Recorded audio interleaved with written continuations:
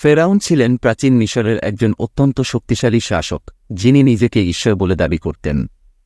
তার অহংকার ও জুলুম ছিল সীমাহীন। ইসলামী ঐতিহ্যে ফেরাউনের কাহিনী, বিশেষ করে হজরত মুসা ইবনে ইমরান এর সঙ্গে তার ঘটনার জন্য প্রসিদ্ধ।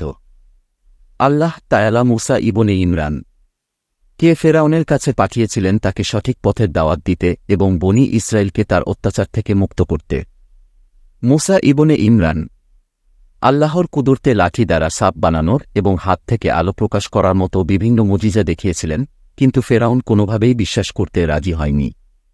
বরং সে আরও বেশি জালেম হয়ে ওঠে এবং আল্লাহর ক্ষমতার বিরুদ্ধে যুদ্ধ ঘোষণা করে। পরিশেষে আল্লাহ মুসা ইবনে ইমরান কে তার অনুসারীদের নিয়ে মিশর থেকে বেরিয়ে যাওয়ার নির্দেশ দেন। ফেরাউন তার বিশাল বাহিনী নিয়ে তাদের অনুসরণ করে। যখন মুসা ইবনে ইমরান এবং তার জাতি সাগরের সামনে পড়ে যায়, আল্লাহর আদেশে সাগর দ্বিখণ্ডিত হয় এবং তারা নিরাপদে পার হয়ে যায়। কিন্তু ফেরাউন ও তার বাহিনী যখন সেই পথ দিয়ে পার হতে যায়, তখন সাগরের পানি আবার একত্রিত হয়ে যায় এবং ফেরাউন সহ এক পুরো বাহিনী ডুবে যায়। এই কাহিনী আমাদের শিক্ষা দেয় যে আল্লাহর বিরুদ্ধে অহংকার ও অবাধ্যতা মানুষকে চূড়ান্ত পরিণতির দিকে ঠেলে দেয়।